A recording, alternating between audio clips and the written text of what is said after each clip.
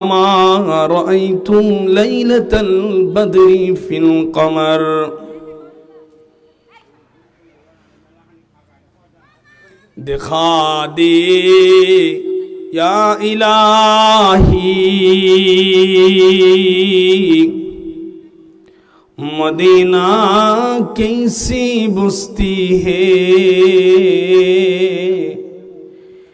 कि जिसमें रातों दिन मौला तेरी रहमत बरसती है। यहाँ हम सब मुसाफिर हैं, वही आखिर ठिकाना। कोई आगे रवाना है, कोई पीछे रवाना। সবাই জবান খুলে নবীজির শানে দুরূদ পড়ি। আল্লাহুম্মা সাল্লি আলা মুহাম্মাদ ওয়া আলা আলি মুহাম্মাদ কামা সাল্লাইতা আলা ইব্রাহিম ওয়া আলা আলি ইব্রাহিম ইন্নাকা হামিদুম মাজিদ।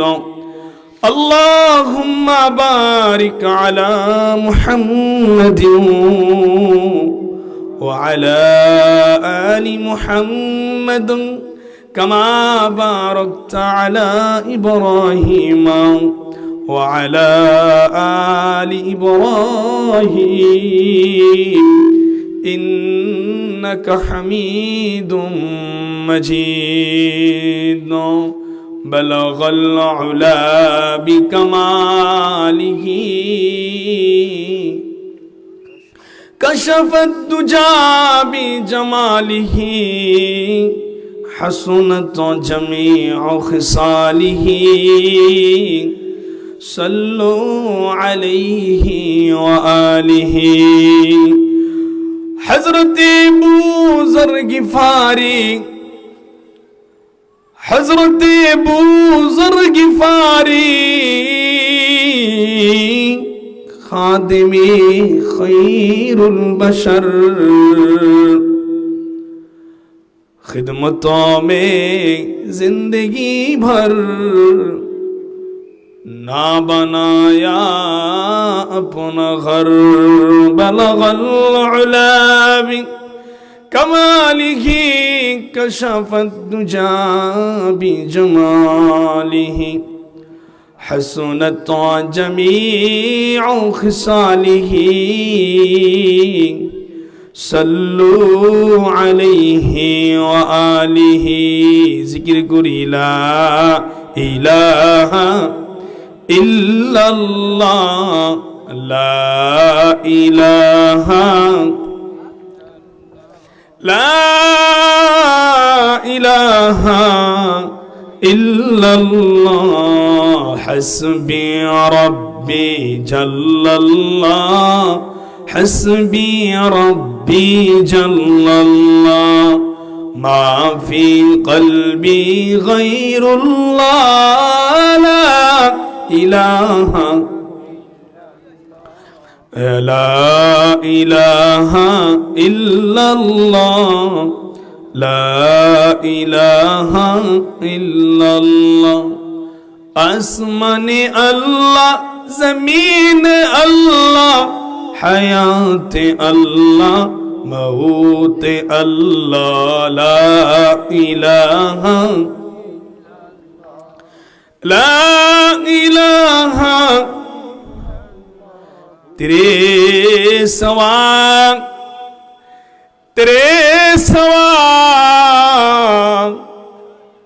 معبود حقیقی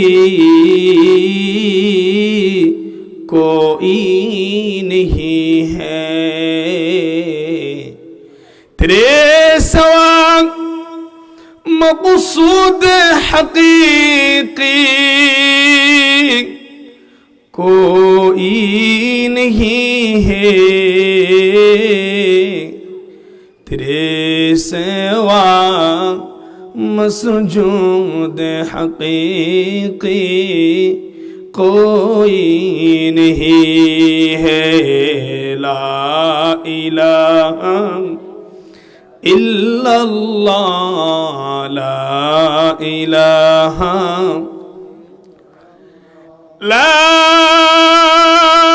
इलाहा इल्लल्लाहु मुहम्मदुर रसूलुल्लाह बोलेন সাল্লাল্লাহু আলাইহি ওয়াসাল্লাম। বাক্সা সুন্দরপুর মধ্যপাড়া আত-তাকওয়া জামি মসজিদের উদ্যোগে দ্বিতীয় তাফসীরুল কোরআন মাহফিলের সম্মানিত সভাপতি জনাব মোহাম্মদ আব্দুল হামিদ, সহকারী শিক্ষক বাক্সা সুন্দরপুর সরকারি প্রাথমিক বিদ্যালয়, সহসভাপতি জনাব মোহাম্মদ দবিরুল ইসলাম, বিশিষ্ট সমাজসেবক বাক্সা সুন্দরপুর। আজকের মঞ্চের প্রধান বক্তা হাফেজ মাওলানা শাহজালাল হুসাইন আবিদিন ইলফামারি। আজকের মঞ্চের প্রধান অতিথি, গেস্ট অফ অনার এবং বিশেষ অতিথিবৃন্দ, আমার সামনে দূর দূরান্ত থেকে আগত অত্র এলাকার ধর্মপ্রিয়, দিন প্রিয়, ইসলাম প্রিয় আশিক রাসূল, আমার সামনে উপবিষ্ট আমার বৃদ্ধ বাবাজিরা, কলিজার টুকরা, হৃদয়ের স্পন্দন যুবক ভাইয়েরা, কচি কচি নাবালেক মাসুম বাচ্চারা, পর্দার আড়ালে অবস্থানরতা শ্রদ্ধা সালেহা কানেতা আবেদা হাফেজা, আমার মা ও বোনেরা, সকলের প্রতি আমি অন্তঃস্থল থেকে শুভেচ্ছা ও মোবারকবাদ জানাই।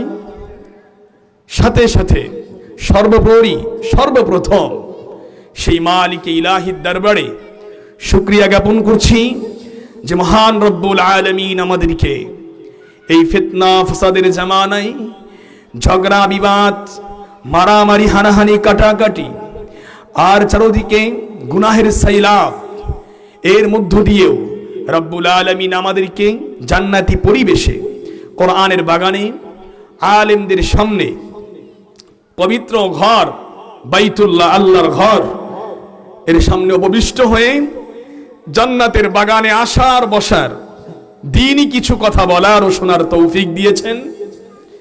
এজন্য দিল থেকে মুসলমানের কণ্ঠে উচ্চ আওয়াজে কালিমাতুশ শুকর আদায় করি, জবান খুলে পড়ি আলহামদুলিল্লাহ। সম্মানিত হাজরিন, আমরা মুষ্টিময় কয়েকজন হতে পারি, কিন্তু রবের দরবারে আমাদের দাম মূল্য এত বেশি যে এই মুহূর্তে আল্লাহ রাব্বুল আলামিন তার ফেরেশতাদের কাছে ঘোষণা করছেন যে বাক্সা সুন্দরপুর আত-তাকওয়া জামে মসজিদের উদ্যোগে যে মাহফিল হচ্ছে, আল্লাহ আল্লাহর রাসূলের কথা হচ্ছে, সেই মঞ্চে যেই মানুষগুলো বসে আছে তাদের প্রত্যেকের জীবনের যাবতীয় গুনাহ খাতাকে তোমরা মাফ করে দাও। সাথে সাথে এই মাজমা আখিরি মুনাজাতের মাধ্যমে শেষ হবে। শেষ হওয়ার সাথে সাথে যখন আমরা বাড়ির দিকে রওনা হব, উঠব, আসমানি ফেরেশতা ঘোষণা করবে তাদের জীবনের সমস্ত গুনাহগুলো নেকি দিয়ে পরিবর্তন করে দাও। বলে সুবহানাল্লাহ। তাহলে এই মঞ্চে বসে, কোরআনের বাগানে বসে আমরা খুশি না বেজার? আওয়াজ তুলে বলেন খুশি না বেজার? দুটো হাত আল্লাহকে দেখান। আমরা যারা আসতে পেরেছি, আমরা কি ঠকেছি? আমরা খুশি না বেজার? আল্লাহর দিকে হাত উঠিয়ে আল্লাহকে সাক্ষী রেখে বলি, আল্লাহ আমরা তোমার কোরআনের বাগানে এসে অত্যাধিক খুশি, তুমি আমাদের প্রতি খুশি হয়ে যাও। বলেন সুবহানাল্লাহ, আল্লাহুম্মা আমিন। আল্লাহ পাক আমাদের সকলকে এই মঞ্চে, এই মজলিস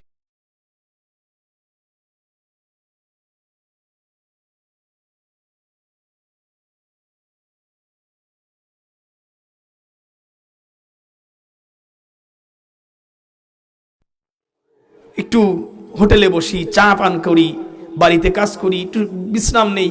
আবার অনেকে ভাবতেছে আমি তো বাড়ি থেকে শুনতেছি, অনেকে ভাবতেছে আমি তো ঘরে শুয়ে শুয়ে শুনতেছি। আহারে কপাল পড়া দুর্ভাগা, কোরআনের আলোচনা হইতেছে আর তুমি শুয়ে আছো। কোরআনের আলোচনা হইতেছে, তুমি নিজের কাজে ব্যস্ত হয়ে আছো। এই কোরআন হাসরের মাঠে সাক্ষী দিবে। একটা উদাহরণ দেই, তাহলে বুঝে আসবে মোহতারাম। আমাদের শ্রদ্ধেয় অত্র মসজিদের সম্মানিত ইমাম সাহেব, আমাদের পথ প্রদর্শক, যিনি আমাদের প্রতিনিয়ত জীবন চলার পথে দিক নির্দেশনা দিয়ে থাকেন, তিনি হলেন সবার ঊর্ধ্বে, সকলের নেতা, আদর্শ ব্যক্তি। মোহতারাম হাজরিন, হুজুর আমাকে বললেন, বাবা তুমি তো তাই হও পুত্রা, একটা কাজ করো, আমি তোমাকে একটা ব্যাগ দিচ্ছি, এই ব্যাগটা মেরিট কেয়ার স্কুলের অধ্যক্ষ সাহেবের কাছে নিয়ে যাও। সেখানে গিয়ে তাকে তার সামনে দেখা করলে তিনি তোমাকে কিছু দিবে, আমার খুব প্রয়োজনীয় জিনিস, সেটা আসার পথে নিয়ে আসো। আজ থেকে 30 বছরের আগের ঘটনা, উদাহরণ বুঝে নেন। এই সময় রাস্তাঘাট এত পাকা ছিল? বলেন, রাস্তায় লাইটের ব্যবস্থা ছিল? এত ঘনবসতি ছিল? এত জনগণ ছিল? এমনও তো ছিল, কোথাও কোথাও শুনেছি আমরা আমাদের দাদাদের মুখে, যে ওই জায়গাগুলোতে মানুষ দিনের বেলা যেতেও ভয় পাইত, ঠিক কিনা? এখন সে জায়গাগুলোতে বন্দর হয়ে গেছে, সদর হয়ে গেছে, শহর হয়ে গেছে। ভাইরা আমার, বুঝবেন উদাহরণটা। আমি এই চেনওয়ালা, চেন লাগানো ব্যাগটা হাতে করে নিয়ে যাইতেছি, রাত গভীর, অন্ধকার, রাস্তা খারাপ, অন্ধকারে কিছু দেখা যায় না, হসট খেয়ে পড়ে যাইতেছি। এদিকে যায়, ওই দিকে পড়ি, পায়ে লাগে, হাতে লাগে, হাত পা রক্তাক্ত হয়ে যায়। কোন রকম, যেহেতু হুজুরের নির্দেশ যেতে হবে, আবার জরুরি কাজ আছে ওখানে। রাত গভীর রাত্রে আমি মেরিট কেয়ার স্কুলে চলে গেলাম। অধ্যক্ষ সাহেবের সাথে মোলাকাত হলো। উনি আমার এই অবস্থা দেখে বলতেছে, হুজুর হাফেজ সাহেব, আপনার এই হালাত কেন? চোখ দিয়ে পানি পড়তেছে, কপাল থেকে রক্ত ঝরতেছে, হাঁটু ফেটে গেছে, হাত ফেটে গেছে, কারণ কি? বলে এই বৃত্তান্ত, আমাকে আপনার কাছে কি যেন আপনি দিবেন, সেটা নেওয়ার জন্য পাঠানো হয়েছে। তো ব্যাগে কি? তো ব্যাগটা তো চেন লাগানো, আমি আর দেখিনি। দেখো তো ব্যাগটা কি? তো হুজুর কি করলেন, ব্যাগটাকে নিয়ে চেনটা খুলে দেখে ব্যাগের ভিতরে একটা লাইট রাখা আছে। কি রাখা আছে? জাপানি এক ধরনের বিশেষ সুন্দর লাইট, যা 2-4 মাইল দূর থেকে কি হয় সব দেখা যায়। এত সুন্দর একটা লাইট ব্যাগের মধ্যে আমাকে হুজুর দিয়েছেন। আমি নাদান, না বুঝে ব্যাগের চেনও খুলিনি, লাইটও বের করি নাই। যদি বলেন আমি ব্যাগটা খুলতাম, লাইটটা বের করে লাইটের সাহায্যে আসতাম, তাহলে হসট খেয়ে পড়ে আমার পায়ে পা ফাটা, কপাল ফাটার কি দরকার ছিল? ফাটত? আমি অবশ্যই সতর্কতার সাথে যেতাম। কথা বলেন, ঠিক কিনা বলেন? উদাহরণ যদি বুঝে আসে, তাহলে একটু বিবেকটাকে কাজে লাগান। হাসরের মাঠে আল্লাহ রাব্বুল আলামিন পবিত্র কোরআনুল কারীমের ভিতরে ঘোষণা করেছেন, ইয়াউমা ইয়াকুমুর রূহু ওয়াল মালাইকাতু সাফফা। হাসরের মাঠটা কেমন হবে? হাসরের মাঠের অবস্থা বর্ণনা কেমন হবে? আল্লাহ রাব্বুল আলামিন সূরাতুন নাবার ভিতরে বলছেন, সেদিন আমি আল্লাহ এমন ভয়ঙ্কর, এমন জালালি মেজাজ নিয়ে আমার সিংহাসনে, আমার বিচারকের আদালতে, আমি আমার আসনে আসীন হব, এমন ভয়ঙ্কর জালালি মেজাজ নিয়ে। আমার এই গরম মেজাজ দেখে, আমার এই গোসা মেজাজ দেখে শুধুমাত্র মানুষ কান্না করবে, শুধু মানুষ ভয় পাবে, এমন না। আমি আল্লাহর গরম মেজাজ দেখে ফেরেশতারা পর্যন্ত ভয়ে থরথর করে কাঁপতে থাকবে। একটু বুঝুন কেমন পরিস্থিতি হবে।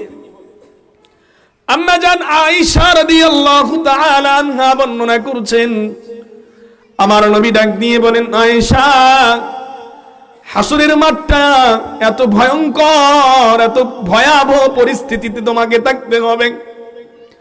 কবর থেকে সব মানুষ বিবস্ত্র অবস্থায় উঠবে, উলঙ্গ অবস্থায় উঠবে। আম্মা জান আয়েশা ডাক দিয়ে বলেন, ইয়া রাসূলুল্লাহ, ইয়া হাবিবাল্লাহ, ওই মাঠে মানুষ উলঙ্গ অবস্থায় উঠবে, নারী পুরুষ একসাথে থাকবে, মানুষ কি লজ্জা করবে না? আমার নবী ডাক দিয়ে বলেন, আয়েশা, মাঠটা এমন ভয়ঙ্কর, এমন একটা পরিস্থিতি, সেই জায়গা মানুষ একজন আর একজনের দিকে তাকাবে, এই ফুরসত তার মিলবে না। এত কঠিন একটা অবস্থা। এই সময় আল্লাহ পাক দুইটা বস্তুকে সুপারিশ করার পারমিশন দিবেন। কি? আল কোরআন ওয়াস সিয়ামু ইয়াশফাআন।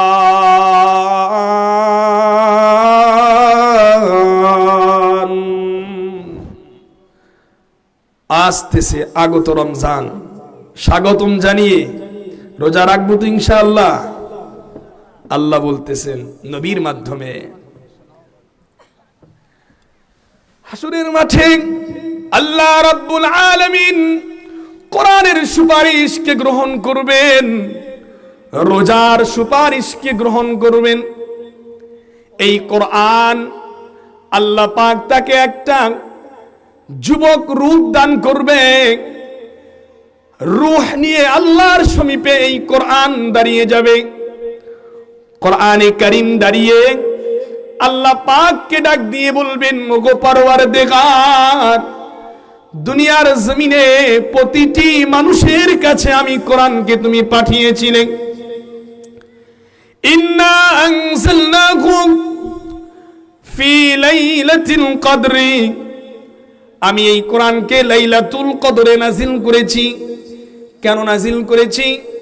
কোরআনকে প্রশ্ন করলে উত্তর চলে আসে হুদাল লিন্নাস, পৃথিবীর সর্বস্তরের মানুষের জন্য আমি কোরআন পথ প্রদর্শক, পৃথিবীর সব মানুষের জন্য আমি কোরআন পথ প্রদর্শক।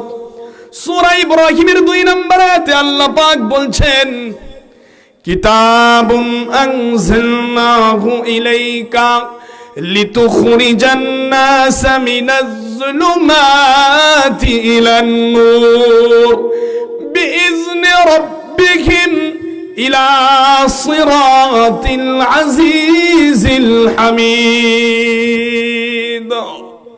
আল্লাহ পাক বলছেন, আমি এমন এক গ্রন্থ তোমাদের কাছে নাজিল করেছি, যেই কোরআন, যেই কিতাব মানুষকে অন্ধকার থেকে আলোর দিকে নিয়ে যাবে, অন্ধকার জায়গা থেকে আলোর দিকে নিয়ে যাবে, জাহান্নামের পথ থেকে জান্নাতের পথের দিকে নিয়ে যাবে, খারাপ কাজ থেকে ভালো কাজের দিকে নিয়ে যাবে, কুফরি থেকে ঈমানের দিকে নিয়ে যাবে, মানুষগুলোকে দিনদার বানায়া ছাড়বে, আলো দিয়ে দিয়ে দিয়ে মানুষগুলোকে, মানুষের জীবনগুলোকে আলোকিত জীবন বানিয়ে দিবে। তাহলে এই কোরআন হাসরের মাঠে আল্লাহকে বলবে, আল্লাহ আমাকে তো মানুষের কাছে চেন দিয়ে, সুন্দর করে একটা চেন মেরে ব্যাগের ভিতরে ঢুকায়া প্রতিটি মানুষের কাছে তুমি দিয়েছিলে। আল্লাহ পাক বলবেন, হে মানুষ, তোমার এই হাসরের মাঠের ভয়াবহ অবস্থাতে তোমার ঠোঁট ফাটা, কপাল ফাটা, তুমি কেন ঘামতেছ? তুমি কেন ঘামের ভিতরে সাঁতার কাটতেছ? মানুষ হাসরের মাঠের এই অবস্থা দেখে, যখন যারা পিছনে কোরআনের আলোকে গ্রহণ করে নাই, কোরআনের বাণী শুনে নাই, কোরআনের আলোচনা নিজ এলাকায় হইতেছে, আর মানুষ শুয়ে শুয়ে ভাবতেছে আমি তো শুয়ে শুয়ে শুনতে পারি। আহ, কপাল পোড়া। আল্লাহ পাক ওই দিন ডাক দিয়ে বলবে, হে কোরআন, তোমার কি মন্তব্য আছে এই সকল ব্যাপারে, এই সকল ব্যক্তিদের ব্যাপারে? কোরআন ডাক দিয়ে বলবে, আল্লাহ প্রতিটি মানুষের কাছে চেন মেরে ব্যাগের ভিতরে আমি কোরআনকে মানুষের কাছে পাঠিয়েছিলেন। এই মানুষগুলা যাদেরকে তুমি দেখতেছ আজ হাসরের মাঠে কঠিন মুহূর্তে, কঠিন অবস্থাতে তাদের দিন পার হইতেছে, কেউ তাদের জন্য সুপারিশ সহযোগিতা করছে না, কেউ তাদের জন্য আল্লাহ তোমার দরবারে সুপারিশ করার জন্য সাহস পর্যন্ত পাচ্ছে না। ওগো আল্লাহ, এই মানুষগুলা তাদের কাছে আমি কোরআন গিয়েছিলাম, কখনো মাহফিলের সুরতে গিয়েছিলাম, কখনো ইমামের সুরতে গিয়েছিলাম, কখনো আলেমের জবানের সুরতে গিয়েছিলাম, কখনো বা আমি তাদের হাতে লিখিত আকারে এসেছিলাম, কখনো আমি তাদের সামনে আল্লাহ তোমার ভয় ভীতি নিয়ে এসেছিলাম, কিন্তু কোনো মানুষ এই মানুষগুলো আমাকে গ্রহণ করে নাই, এই মানুষগুলো আমার ডাকে আসে নাই, এই মানুষগুলো আমার কথাগুলো শুনে নাই। আল্লাহ পাক ডাক দিয়ে বলবে, কোরআন ফাইসালা কি? কোরআন ডাক দিয়ে বলবে, আল্লাহ এই মানুষগুলা আমাকে যেমন যত্ন করে নাই, আমার আওয়াজ তাদের কানে পৌঁছা পর্যন্ত, আমার আওয়াজ তাদের কানে আসার পরেও তারা তাদের কাজের ভিতরে ব্যস্ত ছিল, তারা তাদের বিভিন্ন কাজের ভিতরে ব্যস্ত ছিল, চাষচলে ব্যস্ত ছিল, চা পানে ব্যস্ত ছিল, আত্মীয়দেরকে নিয়ে ব্যস্ত ছিল, বাড়িতে ব্যস্ত ছিল, কাজে কর্মে ব্যস্ত ছিল। ওগো আল্লাহ, কোরআনের আওয়াজ তাদের কানে পৌঁছেছে, তেলাওয়াত পৌঁছেছে, তরজমা পৌঁছেছে, এরপরেও তারা বিমুখ হয়েছিল। আল্লাহ আজকে তোমার কাছে আবদার, তারা যেমন আমাকে অসম্মান করেছে গো আল্লাহ, হাসরের মাঠে তুমিও তাদেরকে অসম্মান করো। কথা বলেন ঠিক কিনা? আপনি ঠিক বললেও ঠিক, না বললেও ঠিক, কোরআন থেকে দলিল নেন। আল্লাহ পাক সূরা তাহার মধ্যে বলতেছেন কি, দেখেন আজীব কথা, ওয়ামান আ'রাদা আন যিকরি ফাইন্না লাহু মাঈশাতান দানকা ওয়া নাহশুরুহু ইয়াওমাল কিয়ামাতি আ'মা।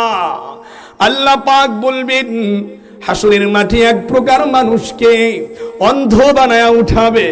ওই মানুষগুলো ডাক দিয়ে বলবে, ওগো আল্লাহ, দুনিয়ার জমিনে তো আমার আপনার চোখ ছিল, আমার তো চোখ ছিল, আমি তো এই চোখ দিয়ে দেখতাম, আজ কেন তুমি আমাকে অন্ধ বানায়া উঠাইলা? কি আমার দোষ? কি কারণে আমি অন্ধ হলাম?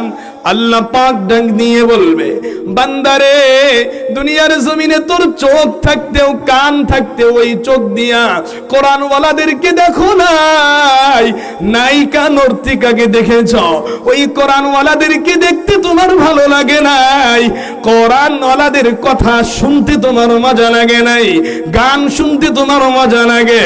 ও যুবক, হেডফোন লাগায় রাত্রে গান শোনো। এখনো অনেক জায়গায় যুবক বসে বসে হেডফোন লাগায় আছে, বিভিন্ন কাজে ব্যস্ত হয়ে আছে, অথচ আল্লাহ পাক বলবেন হাসরের মাঠে, ক্বালা রাব্বি লিমা হাশারতানি আ'মা, ও রব, কি দোষ, কি কারণে অন্ধ বানায় উঠাইলা? ওয়া ক্বাদ কুনতু বাসীরা, আমি তো চক্ষুওয়ালা ছিলাম। আল্লাহ পাক বলবেন, তোর কাছে কি কোরআন যায় নাই?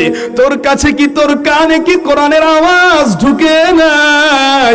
ও বাক্সা সুন্দর পাড়ার, মধ্য পাড়ার সকল মুসলিয়ানে কেরাম, মুসলমান মা ও বোনেরা, মুসলমান ভাই ও বোনেরা, তোমার কানে কি কোরআনের আওয়াজ যায় না?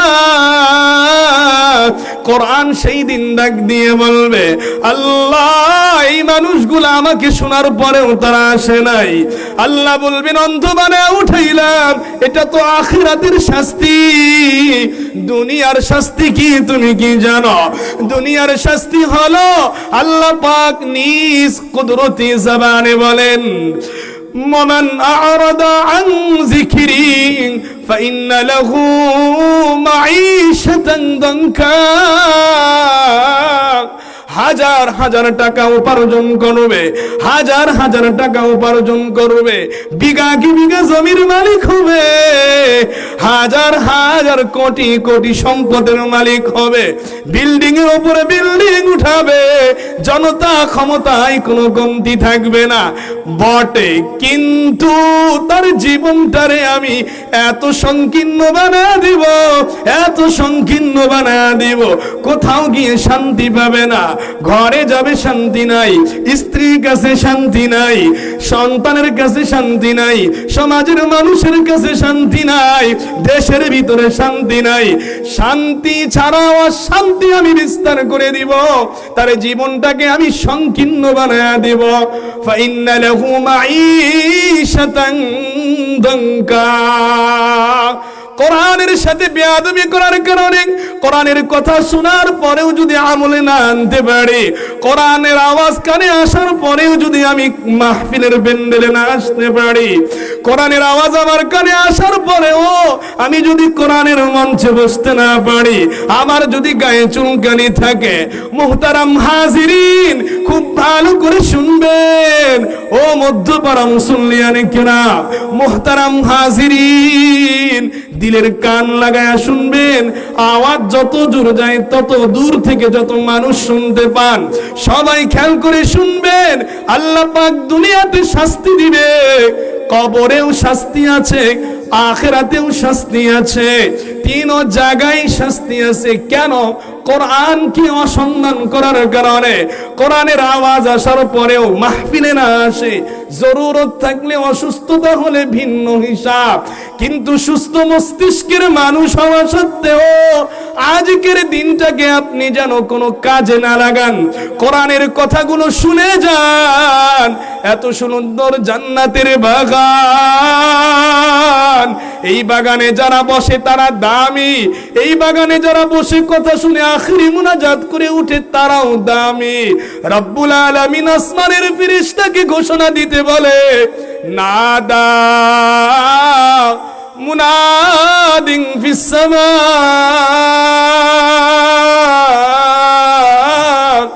কুমু মাগফুরান লাকুম قد بدلت سيئاتكم حسنات। কত সুন্দর করে রব্বুল আলামিন তার রাহমাতুল লিল আলামিনের জবানে বুঝান যে আসমানের ফেরেশতারা আসমানে ঘোষণা করতে থাকে, ও বাক্সা সুন্দরপুরের মধ্যপাড়া আত-তাকওয়া মসজিদের উদ্যোগে তাফসীরুল কোরআন মাহফিলে যত মুসল্লি বসেছ, যত শ্রোতা তোমরা বসেছ, মাহফিল শেষ করে উঠবা, তোমাদের জীবনের সব গুনাহ আল্লাহ মাফ করে দিবে। আওয়াজ তুলে বলেন না সুবহানাল্লাহ, আর আওয়াজ তুলে বলেন না সুবহানাল্লাহ। আমার আপনার গুনাহ মাফ হোক, এটা কারা কারা চাই? দুটো হাত রবের কাছে দেখাই, ওগো আল্লাহ আমরা তোমার পাগল, তোমার কাছ থেকে আমরা মাগফিরাত ভিক্ষা চাই। কথা বলেন ঠিক কিনা? হাত দুটো নামায়া কথা শুনেন। আল্লাহ পাক বলেন, নবীর মাধ্যমে জানান দিলেন, যারা মাহফিলের প্যান্ডেলে কোরআনের আলোচনা শুনতে থাকবে তাদের গুনাহ মাফ। আমার নবী এইটুক কথা বলি ক্ষান্ত করলেন না। নবীজি ডাক দিয়ে বলেন, শুধু গুনাহ মাফ হলে চলবে না, আল্লাহ এই প্যান্ডেলে যদি 1 কোটি গুনাহ নিয়ে আমার উম্মত বসে যায়, কোরআনের বরকতে তাদের 1 কোটি গুনাহের জায়গায় নেকি দিয়ে ভরপুর করে দাও। নবীজি বলে দিলেন, কদ বুদ্দিলাত সাইয়্যাতুকুম হাসানাত। তারা যত গুনাহ নিয়ে এখানে বসেছে, সব গুনাহগুলো আল্লাহ নেকি দিয়ে পরিবর্তন করে দিবে।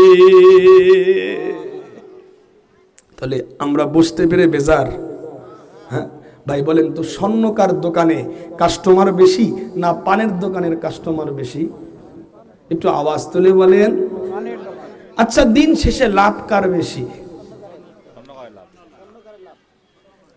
500 পান বিক্রি করে 500 টাকা লাভ করেছে। স্বর্ণকার 5টা কাস্টমারের কাছে স্বর্ণ বিক্রি করে সর্বনিম্ন হলেও 5,000 টাকা লাভ করেছে। কথা বলেন ঠিক কিনা? তাহলে বোঝা যায় চাষটলে লোক সংখ্যা বেশি, বাজারে লোক সংখ্যা বেশি, গানের প্যান্ডেলে লোক সংখ্যা বেশি, মাহফিলে লোক কম, মসজিদে লোক কম, দিনের কাজে লোক কম। বুঝতে হবে এই মানুষগুলা স্বর্ণকার দোকানের কাস্টমারের চাইতেও দামি ব্যক্তি। বলেন কথা ঠিক কিনা? পানের দোকানে বসে, চাষটলে বসে যারা মস মারতেছে, এই মানুষগুলার মূল্য দাম হলো পানওয়ালার দোকানের কাস্টমারের চাইতেও নিম্ন। কথা বলেন ঠিক কিনা? আল্লাহর রাসূল বলেছেন, আহাব্বুল বিলাদি ইলাল্লাহি মাসাজিদুহা ওয়া আবগাদুল বিলাদি ইলাল্লাহি আসওয়াকুহা। মসজিদ আল্লাহর কাছে প্রিয়, বাজার আল্লাহর কাছে অপছন্দনীয়। বাজারে যায় তারা অপছন্দ, বাজারে যারা থাকে তারাও অপছন্দনীয়। মসজিদে যারা যায়, মসজিদ আল্লাহর কাছে দামি, মসজিদে আগমনকারী মানুষগুলা আল্লাহর কাছে দামি। এজন্য মুহতারাম, আমরা যারা এখানে বসেছি, মনটা কি বেজার রাখা যাবে? আমার সাথে একটু কথা বলতে পারবেন তো ইনশাআল্লাহ? তাহলে আলোচনা শুরু করা যাক ইনশাআল্লাহ। হ্যাঁ, আমরা কোরআনের মজলিসে বসলেই কোরআন আমাদের জন্য সাক্ষীদাতা হবে। আল্লাহ এই সকল মানুষের জন্য, পর্দার আড়ালের মা বোনদের জন্য তুমি কোরআনকে তাদের পক্ষে সাক্ষী বানায়া দিও হাসরের মাঠে। বলি আমিন। সম্মানিত হাজরিন, আমি আপনাদের খিদমতে এই অন্তিম মুহূর্তে ফিতনা ফাসাদের জামানাতে পবিত্র কোরআনুল কারীমের সূরাতুল কাহফের সর্বশেষ আয়াতে কারিমা তেলাওয়াত করেছি এবং লক্ষাধিক হাদিসের মধ্য হতে মা বাবা সংক্রান্ত একটি ছোট্ট হাদিসে শরীফ তেলাওয়াত করেছি। ইনশাআল্লাহুল আজিজ উক্ত আয়াত এবং হাদিসকে সামনে রেখে একটি বিষয়ের প্রতি আলোচনা রেখে আপনাদের কাছ থেকে বিদায় নেব। আমরা শুনতে রাজি আছি তো ইনশাআল্লাহ? খুব দামি একটি পয়েন্ট, সাথে আরেকটি পয়েন্ট জুড় হয়ে যাবে। এক নম্বর যে পয়েন্ট, বলেন আমরা আল্লাহকে দেখতে চাই কি চাই না? আমরা আল্লাহকে দেখতে চাই কি চাই না? চাই। মুহতারাম, আমরা আল্লাহর সন্তুষ্টি চাই কি চাই না? আজকে আমরা আলোচনার মাধ্যমে বুঝবো কি আমল করলে আল্লাহকে দেখা যায়, তার সন্তুষ্টি অর্জন করা যায়। আল্লাহর নবী পয়গম্বরে আরবি হাদিসে জিবরিলের মধ্যে বললেন, ইবাদত করো এমন ভাবে যে আল্লাহ তোমাকে দেখে, তুমি আল্লাহকে দেখো। যদি এই মাকাম অর্জন না হয়, তাহলে কমসে কম এই মাকাম অর্জন করো যে আল্লাহ তোমাকে দেখতেছে। হযরতে মূসা কালিমুল্লাহ তার নাম, এমন জালালি নবী তিনি, নবীর নামের শেষে কালিমুল্লাহ পড়তে হয়। শুধু তাই না, আল্লাহ পাক নিজে সূরাতুন নিসার 6 নম্বর পারার 3 নম্বর পৃষ্ঠায় রব্বুল আলামিন ঘোষণা করলেন, ওয়া কাল্লামাল্লাহু মূসা তাকলিমা। মূসা যতবার আমি আল্লাহর সাথে কথা বলেছি, ততবার অন্য কোন পয়গম্বর আমার সাথে কথা বলে নাই। আল্লাহ মূসা নবীর সাথে এত বেশি কথা বললেন, পয়গম্বর মূসার অন্তরে আল্লাহর ভালোবাসা এতই প্রবল, এতই প্রবল, এতই প্রবল, আল্লাহর সাথে কথা বলে বলে ভালোবাসা আরো বৃদ্ধি হয়ে যায়। বলেন তো, দুনিয়ার একটা নিয়ম, যে যাকে ভালোবাসে তার সাথে বেশি কথা বলে, কি ঠিক না? উঠা বসা সারাক্ষণ যেন তাকে নিয়ে, ঠিক না? আর যে যাকে ভালোবাসে না তার সাথে মানুষ কম ঘিরে, এটাই কিন্তু সাধারণত মানুষের স্বভাব। তো মূসা নবী আল্লাহর সাথে এত কালেকশন, যে আল্লাহ বলেন, এ তোমার হাতে কি মুসা? তো কথা বলার সুযোগ পেয়ে গেছে, উত্তর একটা, লাঠি। ঠিক না? এগুলি আপনারা শুনেন, আমি ওইদিকে যাচ্ছি না। উত্তর কি হবে? লাঠি। কিন্তু উত্তরে কি শুধু লাঠি বলেই কথা শেষ করেছে? সূরা তাহার মধ্যে এসেছে, ওমা তিলকা বিয়ামিনিকা ইয়া মুসা, ও মুসা তোমার হাতে কি? মুসা নবী ডাক দিয়ে বলেন, ক্বালা হিয়া আসায়া আতাওয়াক্কাউ বিহা আলা গানামি।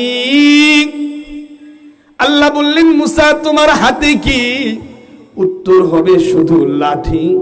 কিন্তু মুসা নবী লাঠি বলে উত্তর ক্ষান্ত করলেন না, কথাকে বাড়ায় নিয়ে বলেন, লাঠি দিয়ে আমি এই করি ওই করি, এটার অনেক লাভ আছে।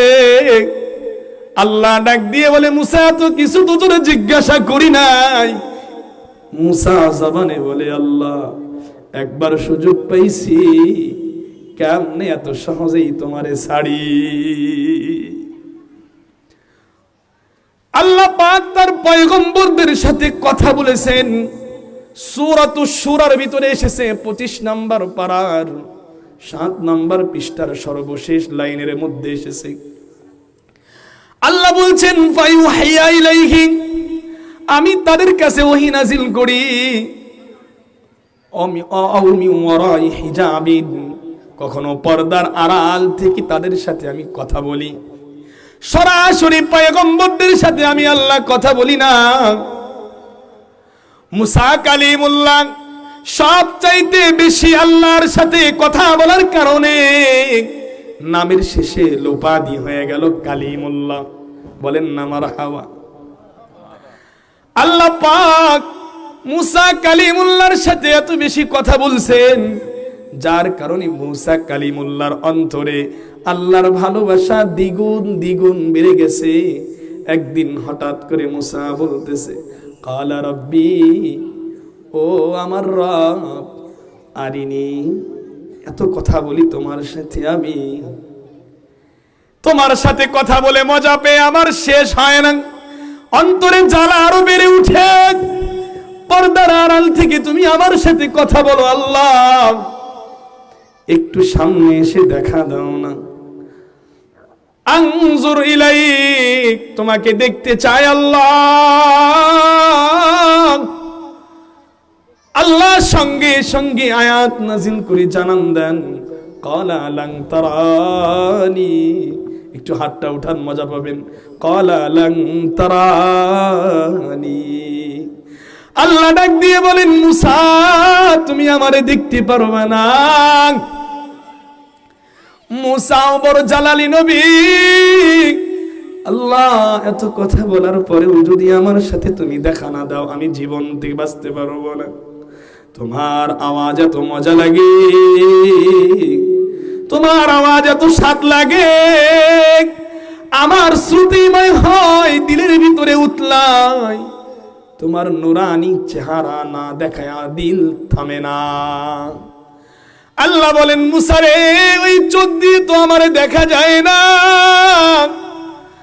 আল্লাহ আমি জানি না কি করা যাবে, তুমি আমারে দেখা দাও। নবীর আবদার পূরণ করতে গিয়া আমার আল্লাহ ডাক দিয়ে বলে, মুসা রে, ঠিক আছে দেখতে তো পারবা না, তোমার আবদার পূরণ করতে আমি একটা সলিউশন দেই, আমি একটা পরামর্শ দেই। যাও তুমি ওই পাহাড়ের উপরে, ওয়ালাকিন ইনজুর ইলাল জাবাল, ওই পাহাড়ের উপরে আমি আল্লাহ কিঞ্চিত আলো দিয়ে দেব, আমার নূরে তাজাল্লি থেকে অল্প একটু তাজাল্লি সেইখানে ঢালবো। মুসা গো, সেই তাজাল্লি দেখে লয়। মুসা কালিমুল্লাহ খুশিতে বাগ হয়ে গেলেন।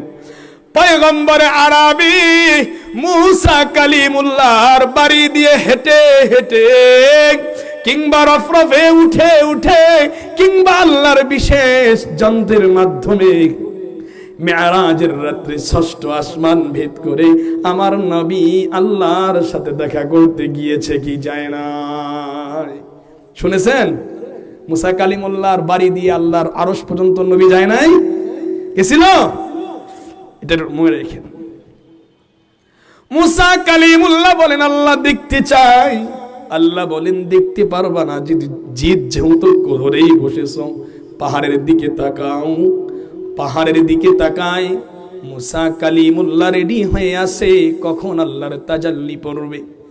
কোরআনে সূরা আরাফের মধ্যে ঘটনা বর্ণনা হয়েছে, একটু ভাইরা কোরআনটার তরজমাগুলো দেখে লয়। 9 নাম্বার পারার 4 নাম্বার পৃষ্ঠার 13 নাম্বার লাইনে আল্লাহ পাক সবিস্তারে আলোচনা করছেন। ফালাম্মা তাজাল্লা রাব্বুহু লিল জাবাল, বলেন মারহাবা। ফালাম্মা তাজাল্লা রাব্বুহু লিল জাবাল, বলেন আল্লাহু আকবার।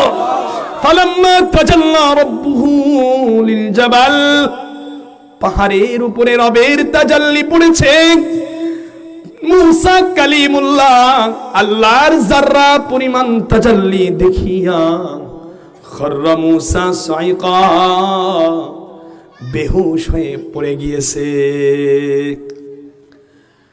পাহাড় জ্বলঞ্জলিত হয়ে গেছে, আল্লাহর নূর নিতে পারে নাই। দীর্ঘ সময় পড়ে ফালাম্মা আফাকা ক্বালা মুসা তুবতু ইলাইকা আনা আউয়ালুল মুমিনিন। মুসা নবী যখন হুশে আসলেন, হুশে আসার সাথে সাথে আল্লাহকে ডাক দিয়ে বললেন, আল্লাহ তোমাকে দেখার মতো এই দুনিয়ার চোখ আমার না, এই চর্ম চোখ দিয়ে তোমারে দেখা সম্ভব না। আমার আবদারটা ভুল ছিল, আমি তাওবা করলাম। আল্লাহ হাসরে তোমাকে দেখায়ো, দুনিয়াতে আর দেখতে চাই না। মুসা কালিমুল্লাহকে গায়বী আওয়াজ দিয়ে আল্লাহ ডাক দিয়ে বলতেছেন, মুসা কালিমুল্লাহ, একটু ভালো করে খেয়াল করবেন। এই জায়গায় তাফসিরে মাযহারিতে এই আয়াতের তাফসির আছে, আপনাদেরকে শোনানোর জন্য পড়ে এসেছি, খুব খেয়াল করেন। তাফসিরে মাযহারিতে এসেছে, মুসা কালিমুল্লাহ যখন হুঁশ ফিরেছে, গায়েবী আওয়াজ আসতেছে আল্লাহর পক্ষ থেকে, মুসা আমি এই জায়গায় বসে আপনাদেরকে বয়ান করতেছি, এই লাইটের আলো আমার চেহারায় পড়ছে কি পড়ে নাই? এই লাইটের আলো চেহারায় পড়বার কারণে চেহারার ভিতরে একটা আলো আপনাদের চোখে পড়তেছে। ঠিক তেমনি ভাবে আল্লাহর নূরের তাজাল্লি যখন পাহাড়ের উপরে পড়েছিল, ওই তাজাল্লির কিছু অংশ মুসা কালিমুল্লাহর চেহারার উপরেও পড়েছে। তাই চেহারা মুসা আগে যেই রূপ ছিল ওই রূপ পরিবর্তন হয়ে অত্যাধিক সৌন্দর্য হয়ে গেছে। মুসা কালিমুল্লাহ ডাক দিয়ে বলতেছে, আল্লাহ গায়েবী আওয়াজ দিয়ে আমারে থামায়া দিলা, কি বলবা? আল্লাহ বলেন, মুসা গো তুমি পর্দা করো। পর্দা করব কেন? পর্দা তো মহিলারা করবে। মা বোনেরা খেয়াল করে শুনেন, দুনিয়ার জমিনে যদি পর্দা করে যেতে পারে, হাসরের মাঠে আল্লাহ তার পর্দা সরায়া আপনাকে দেখা দিবে। দুনিয়ার জমিনে যদি পর্দা করে যেতে পারেন, এই চোখ দুটো দিয়া রবকে, পর্দাবিহীন রবকে দেখতে পারবেন। আল্লাহ রব্বুল আলামিন বললেন, মুসা পর্দা করে বাড়িতে যাও। আমার যুবক ভাইয়েরা, চোখের হেফাজতের পর্দা শুধুমাত্র নারী করবে তা না, চোখের হেফাজতের পর্দা তোমাকে আমাকেও করা লাগবে। আল্লাহ পাক সূরাতুন নূরের ভিতরে বলেন, কুল্লিল মুমিনিনা ইয়াগুদ্দু মিন আবসারিহিম ইয়াহফাযুনা মিন ফুরুজিহিম ওয়া কুল্লিল মুমিনাতি ইয়াগুদুনা মিন আবসারিহিন্না ওয়া ইয়াহফাযনা ফুরুজাহুন্না। আল্লাহ পাক ডাক দিয়ে বলছেন, হে মুমিন, তুমি তোমার চোখটাকে অবনত করো, তুমি তোমার লজ্জাস্থানের হেফাজত করো। ও পর্দার আড়ালের মা ও বোনেরা, আল্লাহ বলতেছেন, ও মুমিন নারীরা, তোমরাও তোমাদের চোখের পর্দা করো। চোখটাকে অবনত করো, লজ্জাস্থানের হেফাজত করো। রাস্তায় চলতে চলতে যদি দুইটা গাড়ি একইভাবে দুইটা লাইট উঁচা করে রাখে, বলেন ওই গাড়ি দুইটা অ্যাক্সিডেন্ট হওয়ার সম্ভাবনা বেশি না কম? একটা লাইট দুইটা লাইট যদি হাইট হয়ে থাকে তাহলে অ্যাক্সিডেন্ট হয়ে যাইতে পারে। এই জন্য একজন লাইটটাকে নিচু নামায়া দিবে আর একজন রাস্তা পার হয়ে চলে যাবে। কথা বলেন ঠিক কিনা? আর যদি দুইজনের লাইট যদি সমানভাবে একজন আর একজনের দিকে তাকায় রয়, অ্যাক্সিডেন্ট হইতে আর বেশি দিন সময় থাকে না। এই জন্য আল্লাহ পর্দা দিয়ে দিলেন, চোখের পর্দা। চোখকে অবনত করো। আমি আপনাদেরকে মজার একটা কথা বলি, হাসরের মাঠে সব চোখ কান্না করবে, শুধু কান্না করবে না রে মুমিন, সব চোখগুলো অবনত হয়ে থাকবে। সূরাতুন নাজিআর মধ্যে আসছে আবসারুহা খাশিআ, সব চক্ষুগুলো অপরাধীর মতো চোখগুলোকে, মাথাগুলোকে নিচু করে রাখবে। চোখ বেয়ে বেয়ে পানি পড়তে থাকবে, কান্নায় বেহুশ হয়ে যাবে। কিন্তু সেই দিন তিন প্রকার চোখে হাস্যোজ্জ্বলতা থাকবে। তিন প্রকার চোখ যারা হবে, তিন প্রকার চোখের মালিক যারা হবে, তারা সেই দিন হাস্যোজ্জ্বল চেহারা নিয়ে খোদার জান্নাতে প্রবেশ করবে। সেই তিন প্রকার চোখ কোন প্রকার, কি কি হুজুর জানতে চাই? এক নাম্বার হইল যেই চোখ খোদার ভয়ে, রবের ভয়ে চোখ বেয়ে বেয়ে পানি পড়ে, আমি পাপী, আমি তাপী, জাহান্নামের আসামি। বান্দারে কেন তুমি চোখের পানি আনো না? কেন তুমি রবের কাছে কান্না করে দোয়া করো না? শুনে নাও, আমার রব এত কৃপণ না।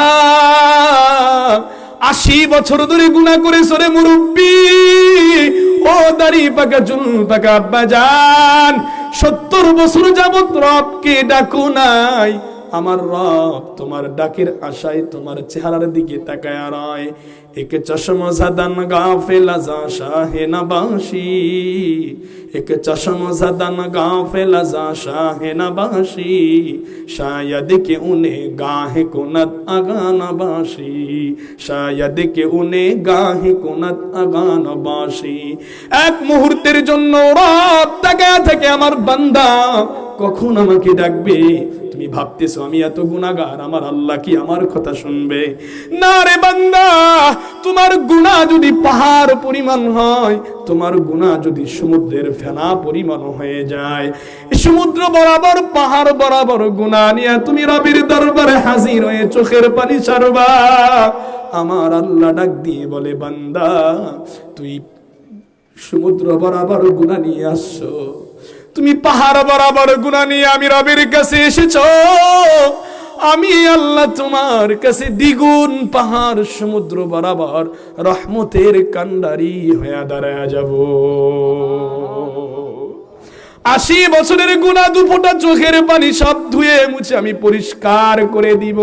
বান্দা তুমি কি ভেবেছো আমি রব কি তোমারে ভালোবাসি না?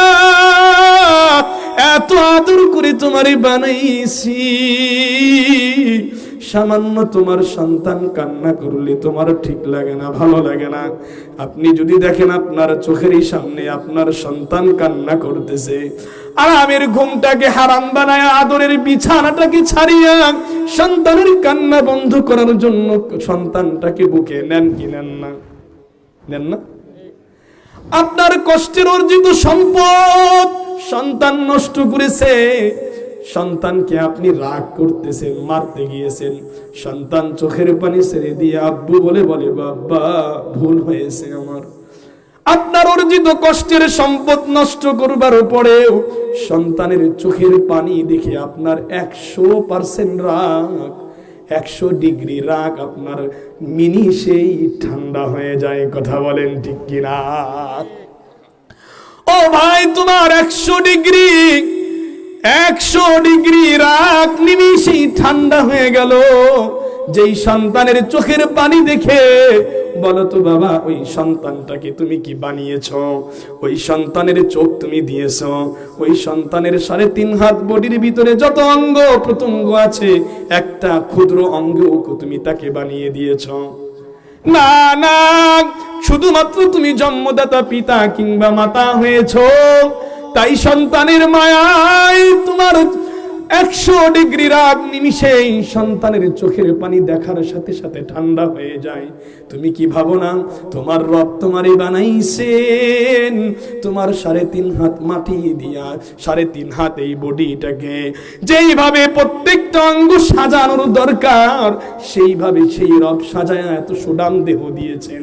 তোমার এই কপাল দামি বানাইছেন। তুমি 80 বছর ধরে গুনাহ করো, ও যুবক ভাই তুমি 30 বছর ধরে জেনায় লিপ্ত, এত গুনাহ করেছো, তোমার উপরে আল্লাহর আলোকিত অন্তরটাকে, তুমি আল্লাহর দেওয়া আলোকিত অন্তরটাকে গুনাহের মাধ্যমে কলুষিত বানিয়ে ফেলেছো। এরপরেও তুমি যদি চোখের পানি ছেড়ে দিয়ে রবের কাছে কান্না করো, আল্লাহ পাক বান্দার সব সহ্য করে নিতে পারে। কিন্তু বান্দা যখন চোখের পানি ছেড়ে রবের কাছে কাঁদে, আল্লাহ বান্দার কান্না সহ্য করতে পারে না, সঙ্গে সঙ্গে কান্নার উসিলায় 80 বছরের গুনাহ ধুয়ে মুছে পরিষ্কার করে দেয়। একটু আওয়াজ তুলে বলুন না সুবহানাল্লাহ। এগুলি মায়া না ভাই, দয়া না? কি পরিমাণ দয়া আমার আল্লাহ সূরা মুমিনের মধ্যে 25 নম্বর পারার 3 নম্বর পৃষ্ঠার 13 নম্বর লাইনে বলছেন, ইয়া ইবাদিয়াল্লাযীনা আসরাফু আলা আনফুসিহিম, হে আমার গুনাহগার বান্দারা, লা তাকনাতু মির রাহমাতিল্লাহ, আমি আল্লাহর রহমত থেকে তোমরা নৈরাশ হয়ো না। আমি আল্লাহ তোমারে বড় আদর করে বানাইছি। তোমার অপরাধ হবে আমি জানি, তুমি অপরাধের সাগর নিয়ে আমার কাছে আসবে। এই জন্য মাঝে মাঝে তোমাদের কাছে কখনো জুমার রাত্রি দেই, তোমাকে মাফ করার জন্য বাহানা খুঁজি, কখনো সবে বরাত দেই, কখনো সবে কদর দেই, কখনো তোমার সামনে ঈদের রাত দেই, কখনো তোমার মাহফিলের রাত দেই, কখনো তোমার আলেমদের সামনে বসায়া তোমার চোখের পানি ঝরাই, কখনো আলেমদের জবান থেকে কথাগুলো শুনে অন্তরটাকে নরম বানায় তোমার চোখ দিয়ে পানি বের করি। কেন করি রে বান্দা? আমি তোমারে চাই না জাহান্নামে দিতে, আমি তোমারে চাই জান্নাতে পাঠাতে। ওই প্রেমিকওয়ালা মাসুকওয়ালা আল্লাহকে কেমনি ভুলো রে যুবক? এই চোখ দিয়ে যদি তুমি গুনাহ না করো, তোমার কাছে আমি লিখে দিয়ে যেতে চাই, এই চোখ দিয়ে তুমি তোমার আল্লাহকে দেখতে পারবা। এই চোখ হাসরের মাঠে কাঁদবে না, কাঁদবে না। যেই চোখ রবের ভয়ে চোখের পানি ছেড়ে দিয়ে কান্না করে, এই চোখ হাসরের মাঠে কাঁদবে না। 2 নাম্বার ওই চোখ, যেই চোখ আল্লাহর রাস্তায় পাহারা দেয়, আল্লাহর রাস্তায় যেই চোখ পাহারা দেয়, ওই চোখ হাসরের মাঠে কাঁদবে না। 3 নাম্বার ওই চোখ, যেই চোখ দিয়া কোনোদিন বেগানা নারীকে দেখে না, চোখের হেফাজত করে করে চলে, কোনোদিন মোবাইলে অশ্লীল ভিডিও দেখে না, নারীকে ডিস্টার্ব করে না। হে যুবক, একটু মনটারে নরম বানায় শুনো, আর কতকাল তুমি তোমার এই চোখ দিয়া নাফরমানি করবা? যেই চোখের আলো আল্লাহ দিয়েছে, কত মানুষকে চোখ দিয়ে আবার চোখ কিনে নিয়েছে, অন্ধ বানায় রাখছে। কত মানুষের চোখ নাই, কত মানুষকে চোখের রোগে আক্রান্ত করেছে। যুবক, তোমার চোখ দুটোকে আল্লাহ পাক ভালো রেখেছে, এই চোখ দিয়ে খারাপ জিনিস দেখার জন্য তোমারে দেওয়া হয় নাই। হাসরের মাঠে চোখের হেফাজত হবে, চোখে জিজ্ঞাসা করা হবে, কানকে জিজ্ঞাসা করা হবে, হাতকে জিজ্ঞাসা করা হবে, সব অঙ্গ প্রত্যঙ্গকে জিজ্ঞাসা করা হবে, কেন তুমি এইগুলি করে বেড়াইছো?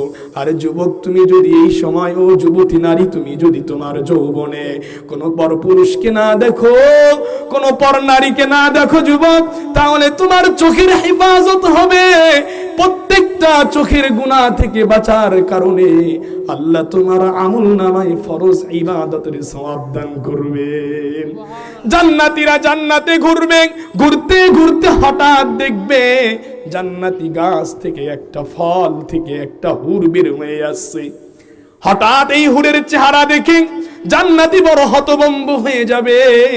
আল্লাহ তো আমাকে 70,000 হুর দিয়েছে, কিন্তু জান্নাতে ঘুরতে ঘুরতে জান্নাতের বাগানের ফল থেকে এই হুর কোত্থেকে আসলো? হুরকে জিজ্ঞাসা করা হবে, তুমি কে? হুর বলবে, আমি তোমার জন্য রে জান্নাতি যুবক। জান্নাতি যুবকটা হেলে দুলে হাস্যোজ্জ্বল চেহারা নিয়ে বলতে থাকবে, না না, আমাকে তো হুর দেওয়া হয়েছে।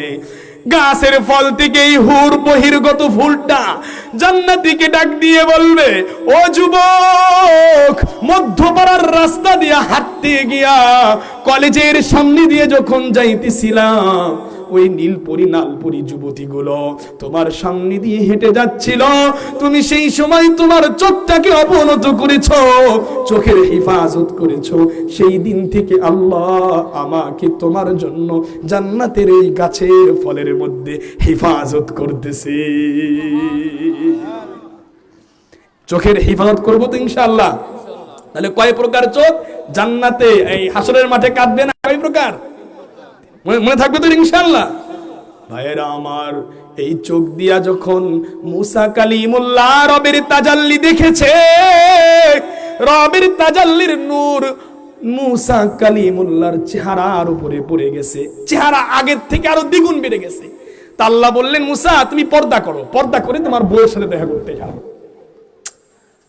আল্লাহ, বউয়ের সাথে তো পর্দা নাই, আপনি আমাকে বউয়ের কাছে যাইতেও পর্দা করতে বলতেছেন? ওই এলাকার স্বামী স্ত্রীরা খুব ভালো করে শুনবেন, আজকে স্বামী স্ত্রীর মাঝে মহাব্বত নাই, ভালোবাসা নাই, দিন দিন পরকীয়ার হার বাড়তেছে, স্বামী অন্য নারীর আসক্ত হইতেছে, ঘরের স্ত্রী অন্য পরপুরুষের আসক্ত হইতেছে। মোবাইলের বরকতে কিংবা স্বামীর অবহেলার কারণে কিংবা স্ত্রীর অবহেলার কারণে। খুব খেয়াল করে শুনবেন মা ও বোনেরা, আপনার স্বামী আপনার জন্য জান্নাতের সরদার। দুনিয়ার জমিনে যদি স্বামীর খিদমত করে যেতে পারেন, আল্লাহ রাব্বুল আলামিন হাসরের মাঠে আপনাকে জান্নাতের 8 দরজা খুলে দিবেন, যেই কোনো দরজা দিয়ে জান্নাতে ঢুকতে পারবেন। আম্মা জানরা কান খুলে শুনেন, খামোশ থাকেন।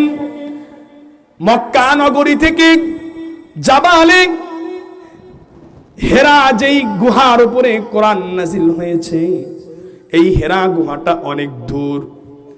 খাদিজাতুল কুবরা রাদিয়াল্লাহু তাআলা আনহা এই হেরা গুহায় প্রতিদিন আল্লাহর নবীর জন্য, নিজের প্রাণের স্বামীর জন্য খাবার বেঁধে বেঁধে এই পাহাড়ের উপরে উঠে জাবালে হেরার ভিতরে যায় নবীকে খাবার খাওয়াইতেন।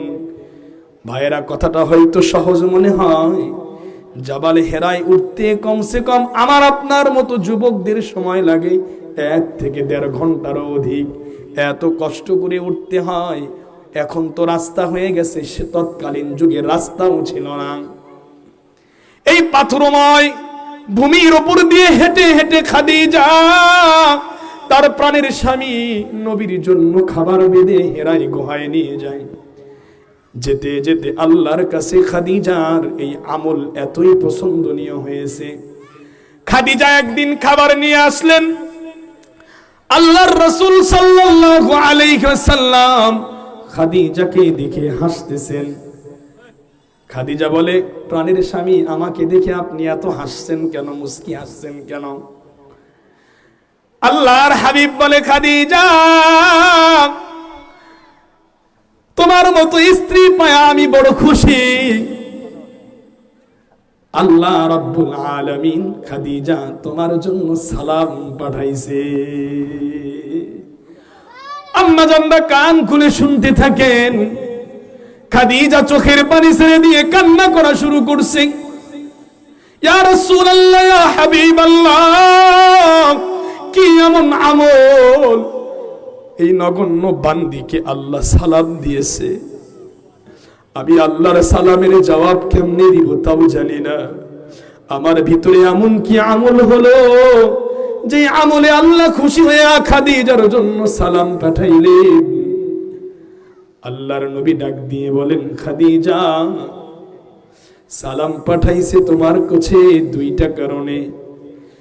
এক নম্বরে, খাদিজা ইসলামের জন্য তুমি যোদ্ধা নারী, সাহসী নারী, ইসলামের জন্য সব বিসর্জন করেছো, স্বামীর পাশে সার্বক্ষণিক থেকেছ। দুই নম্বরে, স্বামীর খিদমত করে স্বামীর মনকে তুমি জয় করেছো, আল্লাহর মন তোমার জয় হয়ে গেছে, রব খুশি হয়ে তোমার জন্য সালাম পাঠিয়েছে। সালামুন কাওলাম মির রাব্বির রহিম।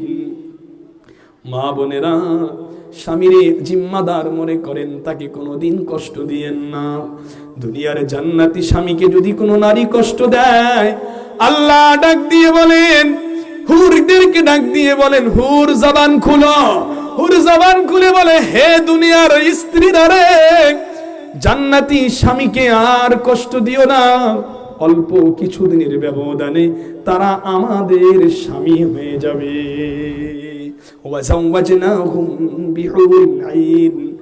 আর যদি স্ত্রী সতী হয়, জান্নাতি হয়।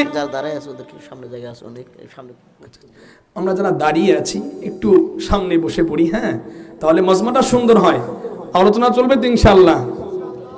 ভালো কেমন লাগতেছে আপনাদের? হ্যাঁ, একটু খেয়াল করে শুনেন, একেবারে আরো সুন্দর পয়েন্ট সামনে আসতেছে। মুহতারাম হাজিরিন, আল্লাহর নবী সাল্লাল্লাহু আলাইহি ওয়াসাল্লাম বলছেন, দুনিয়ার স্বামী যখন, দুনিয়ার জান্নাতি স্বামীদেরকে যখন তাদের স্ত্রীরা কোনো কাজে কষ্ট দেয়, কথায় কষ্ট দেয়, তখন জান্নাতি হুররা বলে, এ নারীরা, তোমরা তোমাদের স্বামীদেরকে কষ্ট দিও না, অল্প কিছু দিনের ব্যবধানে তারা আমাদের স্বামী হয়ে যাবে। তোমরা যদি সতী হও, তোমরা যদি স্বামীর ভক্ত হও, স্বামী গুজার হও, স্বামীর খিদমতকারিনী হও, আল্লাহ রব্বুল আলামিন তোমাদেরকে আমাদের সরদারিনী বানিয়ে দিবে।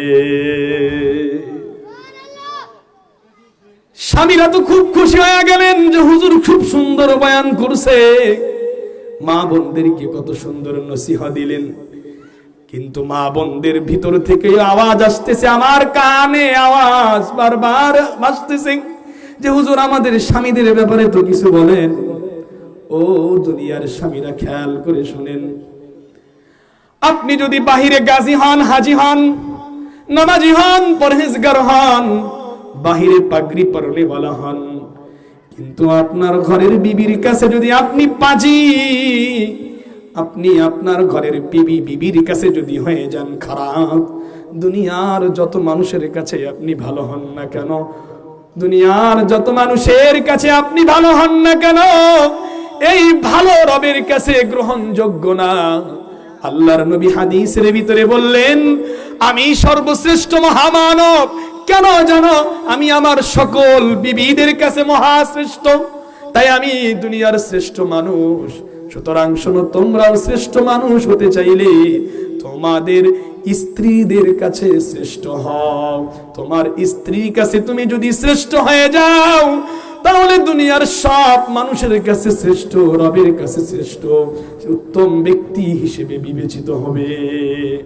তাহলে আমাদের আচার আচরণ, ব্যবহার, আখলাক, চরিত্র এমন হওয়া চাই যে আমার ব্যবহারের দ্বারা যেন আমার স্ত্রী কষ্ট না পায়। ও দুনিয়ার স্বামীরা, কেন তুমি বুঝো না? কেন তুমি বুঝো না? যেই লোকটাকে, যেই বেচারিকে তুমি তোমার ঘরের সংসারের বউ বানাইছো, সে তার আপন বাবাকে ছেড়ে, আপন মাকে ছেড়ে, আপন ভাই বোনদেরকে ছেড়ে, নিজের জন্মস্থানটাকে ছেড়ে তোমার হাতে হাত রেখে লাল লাল শাড়ি পরে তোমার ঘরে বউ হয়েছে, সাদা কাপড় পরে তোমার ঘর থেকে কবরস্থ হবে। কথা বলো ঠিক কিনা? এই মানুষটাকে তুমি কেন কষ্ট দাও? স্বামীর উপরে স্ত্রীর যেমন হক, স্ত্রীর ব্যাপারে স্বামীর উপরও কিছু হক আছে। কোন নারীকে যদি কোনো স্বামী কষ্ট দেয়, আল্লাহ পাক ওই স্বামীর সংসারে বরকত নষ্ট করে দেয়। আর যদি স্বামী স্ত্রী মাঝে মহাব্বত আর ভালোবাসা পয়দা হয়, যদি স্ত্রী আর স্বামীর দিকে যদি রহমতের দৃষ্টি দিয়ে তাকায়, আল্লাহ পাক আরশে আজিম থেকে এই দৃশ্য দেখে তাদের প্রতি অত্যাধিক খুশি হয়ে যায়। এই জন্য দুনিয়ার জীবনে আমার উপরে স্ত্রী কিছু হক, স্ত্রীর উপরে স্বামীর উপরে যেমন হক, স্ত্রীর ব্যাপারে স্বামীরও হক আছে। এই জন্য পরস্পর হক আদায় করে চললে, একজন আর একজনকে বুঝে বুঝে চললে দুনিয়াতে কোনো সমস্যা নাই। দুনিয়ার সংসারটা হবে জান্নাতের বাগান, আর জান্নাতে আপনার স্ত্রী আপনার হয়ে যাবে হুরদের সরদারিনী। মুসা কালিমুল্লাহ নিজের বউয়ের সাথে দেখা করতে গেলেন। আল্লাহর নির্দেশ হলো তুমি পর্দা করে যাও। মনে আছে আপনাদের? পর্দা করে মুসা কালিমুল্লাহ গিয়েছে। আল্লাহ বলতেছেন, এই বউ বলতেছে, এই সারা জীবন তোমাকে আমি দেখলাম, তুমি আজকে আবার পর্দা করে আসছো কেন? মুসা বলতেছেন, বিবি রে, বিবি সাহেব একটু শোনো, আল্লাহর অর্ডার হয়েছে তুমি আমাকে তোমার এই চোখ দিয়ে দেখতে পারবা না। আচ্ছা বলেন, মানুষকে যেটা না করা হয়, নিষেধ করা হয়, ওইটা মানুষ বেশি করে না? হ্যাঁ, কেন মানা করছে? কি হয়েছে আমাকে খুলে বলো। স্ত্রী যদি ধরে না বলে পারা যায়? সব জায়গায় পিরিগিরি চলে, কিন্তু স্ত্রীর কাছে কোনো পিরিগিরি চলে না। তিনি হলেন বড় পীর সাহেব। মুসা কালিমুল্লাহ বাধ্য হয়ে গেলেন, সব ঘটনা খুলে বললেন। এই হয়েছে। বিবি সাহেবার ভিতরে স্বামীর চেহারাটা দেখার জন্য আরো আগ্রহ বেড়ে গেল। মুসা কালিমুল্লাহকে ডাক দিয়ে বলে, স্বামী জান, আমি তো আল্লাহকে দেখি নাই, আপনি আল্লাহর নূরে তাজাল্লি দেখেছেন। আমার চোখ যদি নষ্ট হয়ে যায়, হয়ে যাক, তারপরেও আল্লাহর তাজাল্লি আপনার চেহারায় পড়েছে, এই চেহারাটা আমাকে একটু দেখা দেন। তো বারানের বিবি দেখতেই যেহেতু চাও, একটা চোখ বন্ধ করে আর একটা চোখ দিয়ে দেখো। বিবি সাহেব এক চোখ বন্ধ করে আর এক চোখ দিয়ে দেখা শুরু করেছে। বলেন তো, সূর্যের আলোর কাছে লাইটের আলো, মোমবাতির আলো, কোন আলো মনে হবে?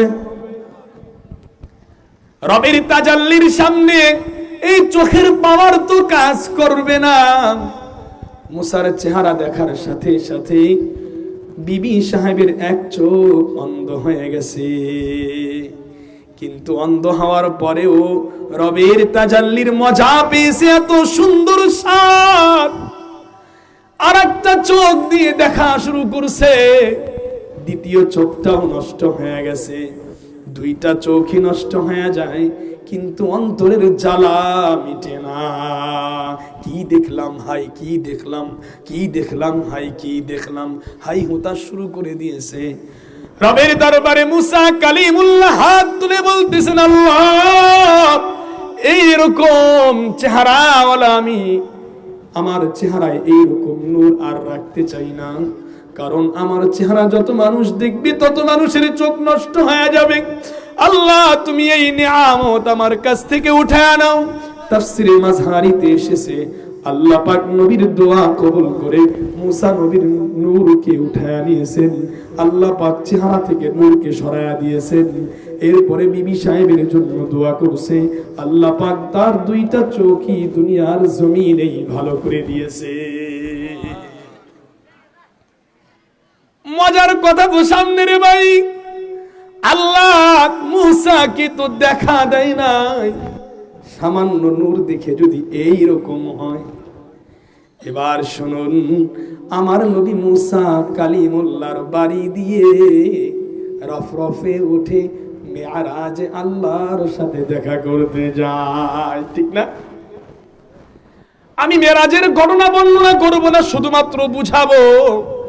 আল্লাহ পাক সূরাতুন নাজমের মধ্যে বলতেছেন, ফাকানা কাবা কাউসাইনি আও আদনা ফাআওহা ইলা আবদিহি মা আওহা। আমি আর আমার নবী, আমি আমার হাবিবকে আমার এত কাছাকাছি বসিয়েছি যে দুইটা ধনুক, একটা ধনুককে, ধনুকের দুইটা মাথাকে এইভাবে যখন একত্রিত করা হয়, ধনুকের দুই মাথা কত কাছাকাছি হয়, বলে তার চাইতেও কাছাকাছি আমি আমার নবীকে সামনে বসিয়েছি। হলো না? আপনি যে সেই নবীর উম্মত, একটু খুশি নিয়ে বলেন আমরা সেই নবীর উম্মত না, যেই নবী মেরাজে আল্লাহর সাথে এত কাছাকাছি বসেছে। জোরে বলেন না সুবহানাল্লাহ। আল্লাহ পাক এত কাছাকাছি বসাইয়া তার সাথে ফাউহা ইলা আবদিহি মা আউহা, আল্লাহর সাথে আমার নবী কথোপকথন করেছেন। কি কথা বলেছেন, কি কথা বলেছেন? কোরআনের মধ্যে অস্পষ্ট এসেছে ফাউহা ইলা আবদিহি মা আউহা, যা বলার তা বলেছেন, কিন্তু কি বলেছেন স্পষ্ট নাই। মুফাসসিরে কেরাম লিখতেও ভুল করে নাই। স্পষ্টভাবে আল্লাহ পাক কি বলেছেন কোরআনে উল্লেখ নাই, কিন্তু মুফাসসিরে কেরাম লিখতেছে আল্লাহ পাক আমার নবীকে মেরাজের রাত্রে এত কাছাকাছি বসায় কি বলেছেন? আল্লাহ বলতেছেন নবীরে, রজব মাসের প্রথম সপ্তাহে তোমার চাচা আবু তালেবকে আমি নিয়ে এসেছি, দ্বিতীয় সপ্তাহে তোমার প্রাণের বিবি খাদিজাকে আমি কেড়ে নিয়েছি, তৃতীয় সপ্তাহে তুমি তায়েফের ময়দানে গিয়েছো দাওয়াত নিয়ে, তায়েফবাসী তোমাকে রক্তাক্ত করে প্রত্যাখ্যান করেছে। নবী তিনটা ব্যথা নিয়ে তুমি হাতিমে কাবায় ঘুমায় আসো, মক্কা নগরীতে কাবা শরীফের সামনে তুমি ঘুমিয়ে আছো, তিনটা ব্যথা তোমার অন্তরে জ্বালাতন করতেছে।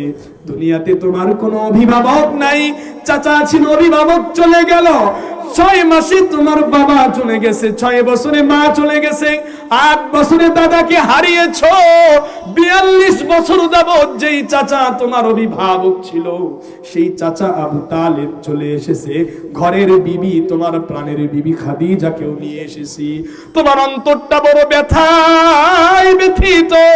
তায়েফের ময়দানে গেলা, নানার বাড়ি গেলা, মাতুল দেশের মানুষদেরকে দাওয়াত দিতে গেলা, হালিমাতুস সাদিয়ার বাড়ির পাশে মাতুল দেশ, তায়েফের ময়দান, বড় বড় লোকদেরকে, সম্ভ্রান্ত লোকদেরকে দাওয়াত দিলা, তারা তোমার দাওয়াত তো কবুল করলো না। আরবের প্রথা অনুযায়ী মেহমানদারি করানো সেটাও তো করলো না, পরীক্ষণে তোমাকে মারধর করে তায়েফের ছোট ছোট বাচ্চাদেরকে লেলিয়ে দিয়ে তোমার গায়ে পাথর নিক্ষেপ করে রক্তে রঞ্জিত করে ফেললো। এই ব্যথা নিয়ে তুমি আমার কাবা শরীফের সামনে উম্মে আলীর ঘরে কিংবা হাতিমে কাবায় ঘুমিয়ে আছো। ও আমার বান্দা, ও আমার নবী, তোমার এই ব্যথার সান্ত্বনা দেওয়ার জন্য আমি তোমারে আমার বাড়িতে নিয়ে এসেছি। তাহলে মেরাজ হলো তিন কারণে, সান্ত্বনা দেওয়ার জন্য, সান্ত্বনা দেওয়ার জন্য আল্লাহ পাক তার নবীকে ডেকেছে। এই মেরাজে কি দিলেন, কি পেলাম আমরা? আল্লাহ পাক সান্ত্বনার জন্য দান করলেন এমন একটা জিনিস, এমন একটা জিনিস, খুব খেয়াল করবেন। আল্লাহ তাআলা যখন নবীর সাথে মুলাকাত করলেন, নবী যখন আল্লাহকে দেখলেন, আল্লাহকে আবদার করলেন, আল্লাহ আমার উম্মতের জান্নাত দেখাও, জাহান্নাম দেখাও। আল্লাহ পাক সবিস্তারে উম্মতের জান্নাত জাহান্নাম আমার নবী, আপনার নবী বিশ্ব নবীকে দেখালেন। জান্নাত জাহান্নাম দেখে নবী উম্মতের মায়ায় পড়ে আর আল্লাহর বাড়িতে থাকতে চান না। আল্লাহকে ডাক দিয়ে বললেন, আল্লাহ আমার একটা আবদার আছে। আল্লাহ বললেন, ও হাবিব, এত কাছাকাছি দেখেছি তোমার আবদার পূরণ করার জন্য, বলো কি আবদার? একটা আবদার, তুমি যেমন আমার সাথে মেরাজ ঘটাইলা, আমারে তোমার সাথে মোলাকাত করাইলা, আমার প্রতিটি উম্মতের সাথে তুমি আল্লাহর মোলাকাত করাইতে হবে। এমন একটা প্যাচ পরে দিলেন। আল্লাহ বলতেছেন, ঠিক আছে বান্দা, চাইছো না দিয়ে পারি না, তুমি আমার হাবিবুল্লাহ, তোমার না বানাইলে কিছুই তো বানাইতাম না। যাও তোমার উম্মতকে বলে দিও 50 ওয়াক্ত নামাজের মেরাজ আমি তাদেরকে দিয়ে দিলাম। আল্লাহর নবী 50 ওয়াক্ত নামাজ নিয়া মুসা কালিমুল্লাহর বাড়ি দিয়া জমিনের দিকে আসবে। এই 50 ওয়াক্ত নামাজ পড়া কি সম্ভব? ইব্রাহিম নবীর সাথে দেখা, কি আনছো?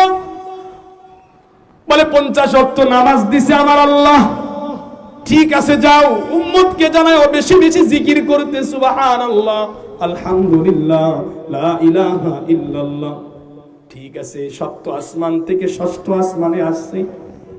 ওই যে মুসা কালিমুল্লাহ নূরে তাজাল্লি দেখে বেহুশ হয়ে গেছিল না? এই মুসা ডাক দিয়ে বলে, উম্মতের সরদার মুহাম্মদ, ও নবী কি নিয়ে এসেছো? বলে, উম্মতের জন্য 50 ওয়াক্ত নামাজ নিয়ে এসেছি। High high high high high, কি করেছো? 50 ওয়াক্ত নামাজ তোমার উম্মত পারবে না? পারবে না। নবী বলেন, পারবে, পারবে না। আমি উম্মতদের বনি ইসরাইলের নবী ছিলাম, আমার উপরে 3 ওয়াক্ত নামাজ ফরজ ছিল, তাই আমার উম্মত পারে নাই। যাও। আল্লাহর নবী উম্মতের মায়া, উম্মতের কষ্ট যেন কম হয়, এই কারণে আমার নবী চলে গেলেন আল্লাহর বাড়িতে। আবার যায় আল্লাহ পাক 5 ওয়াক্ত নামাজ কমায়া দিলেন, নিয়ে আসলেন। আবার কথোপকথন হলো, আপনারা সবাই শুনেছেন। আবার গেলেন, আবার আসলেন, আবার গেলেন, আবার আসলেন। মিশকাত শরীফের মধ্যে আছে, এইভাবে আল্লাহর বাড়ি আর মুসার বাড়িতে আমার নবী 9 বার যাতায়াত করেছে। এবার প্রশ্ন, কেন এতবার আল্লাহর নবীকে এতবার কেন বারবার ঘুরাইতেছেন? প্রথমেই তো পারতেন 45 ওয়াক্ত কমায় দিতে, কি ঠিক না? পঞ্চম বারেও, এই 10ম বারেও মুসা কালিমুল্লাহ বলে 5 ওয়াক্ত পারবে না, যান আবার একটু যান, কমায় নিয়ে আসেন। নবী বলেন, আমার লজ্জা হয়, আমি আমার আল্লাহর কাছে আর যাইতে চাই না। আর কি কমাবো? 5 ওয়াক্তই তো আছে। বুনিয়াতুত তালিবিন নামক একটা কিতাব আছে, ইসলামিক ফাউন্ডেশন থেকে বর্তমান বাংলাও করা হয়েছে। এই কিতাবটা পড়বেন। এই কিতাবের মধ্যে আব্দুল কাদের জিলানী রাহমাতুল্লাহি আলাইহি, বড় পীর সাহেব আব্দুল কাদের জিলানী আল্লাহর নবীকে স্বপ্ন যোগে দেখতেছেন, অনেকবার দেখেছেন। একবার জিজ্ঞাসা করলেন, আল্লাহ ও পয়গম্বর, আমাদের প্যারা নবী, আপনি ওই দিন যদি আরেকবার যাইতেন তাহলে তো 5 ওয়াক্ত থেকে কয়েক ওয়াক্ত নামাজ কমে যেত, আমাদের জন্য সুবিধা হইতো। কমসে কম শীতকালে ফজরের নামাজটা না পড়লেও চলতো। হ্যাঁ, আপনি গেলেন না যার একবার। আল্লাহর নবী ডাক দিয়ে বলে, বাবারে, 5 ওয়াক্ত নামাজের পরে আমি আর যাই নাই কেন জানো? আখিরাতে পরকালে 5টা ঘাটি আছে। কয়টা ঘাটি?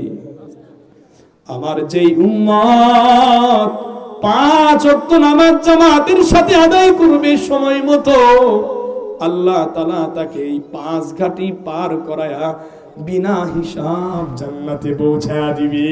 সুবহানাল্লাহ। মউতের ঘাটি, কবরের ঘাটি, হাসরের ঘাটি, মিজানের ঘাটি, ডান হাতে আমল নামার পুল সিরাতের ঘাটি। এই 5 ঘাটিতে আমার উম্মতকে চাইতে হবে। 5 ওয়াক্ত নামাজ যেই মুসল্লি পড়ে, ওই ব্যক্তিকে আল্লাহ তাআলা বিনা হিসাব জান্নাত পর্যন্ত পৌঁছায় দেয়। বলেন না সুবহানাল্লাহ।